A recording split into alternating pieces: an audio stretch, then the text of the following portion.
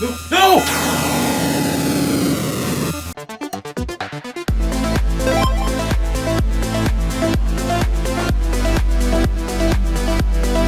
Welcome to Mike's Gaming Gala. I'm Mike, and this week we're looking at kicks for the Atari 2600, published by Champ Games.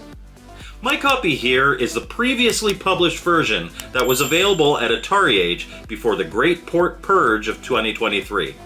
Having purchased some of the Champ Game versions though, the packaging is pretty much identical and comes in a professionally printed box with a manual, cartridge, and the Champ Games version also includes a mini poster.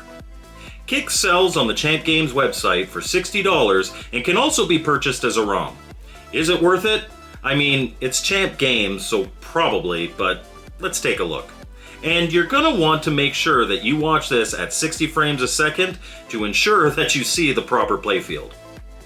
After the splash screen, you get a menu where you can choose a 1 or 2 player game, including both simultaneous and alternating co-op options, as well as your difficulty setting: Novice, Standard, Advanced, and Challenge mode.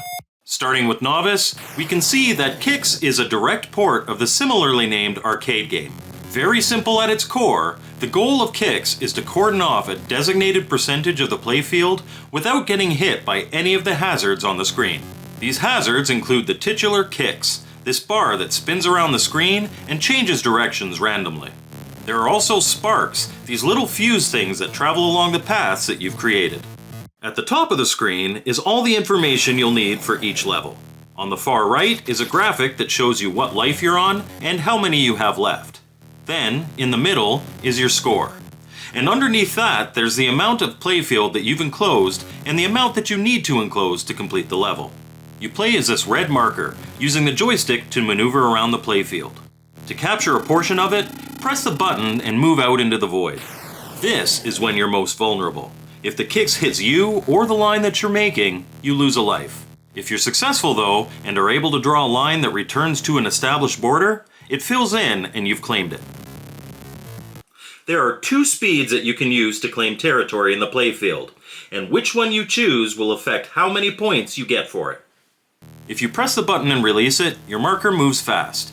This will make the area that you claim fill in with blue, and it's worth 100 points per percentage of the screen that you've claimed.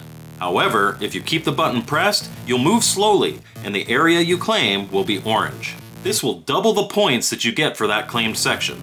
When drawing these lines, make sure you keep moving though, because if you stop, a fuse will start chasing you down. Move again to stop it in its tracks. Whenever you venture out to claim territory, the area where the Kicks is will remain open. You can use this knowledge to take advantage of that and maximize your points. The most helpful tip I have for you at this point of the review is to use the fast movement to take small bites of the playfield and build a cage to trap the Kicks. Then use your slow movement to bridge that final gap and maximize the points earned. As you progress through the game, eventually you'll come across levels with 2 Kicks. At first, you may look at this as just the levels getting more difficult, but in fact, this will be your golden ticket to a bigger score. These levels have 2 ways to beat them.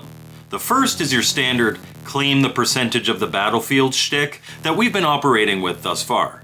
The second, though, is to split the Kicks. If you can manage to draw a line that has a Kicks on either side of it, the level will end and you'll increase the score multiplier. The more times you can do this, the higher the multiplier gets, to a maximum of 9.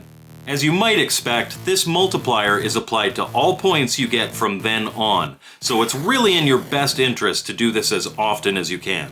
Especially when you get that multiplier up to 9, you'll see your score skyrocket. The last tip I have for you is to keep your eye on the sparks as they move around the screen. When you see one coming, draw a little bridge to get yourself past it safely. Standard and advanced modes play the same way, but with lower lives, higher percentages required, and faster hazards. There is, however, challenge mode, which adds power-ups to the gameplay. Notable ones include a shield that protects you from sparks, a freeze that stops their movement temporarily, and a slowdown that makes the Kicks lethargic for a few seconds. Regardless of what mode you play, the goal is to get as high a score as you can before losing all your lives. There are 99 levels here, and if you can complete them all, there's apparently a special message at the end. And that's Kicks for the Atari 2600. So what did I think? I loved it. While I never played the arcade, Kicks was easily one of my favorite Game Boy games back in the day. Kicks is simple and addictive, and its execution here is damn near perfect. It's not a graphically complex game by any means, which is perfect for a 2600 port.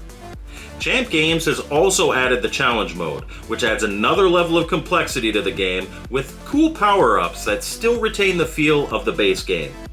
I love that they do this with their games, and it differentiates it from other versions, giving added value. Kicks is one of my favorites, and I highly recommend it.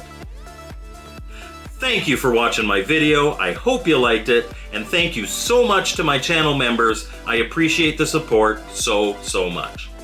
As always, my contact info is in the description, and we'll see you next time on Mike's Gaming Gala.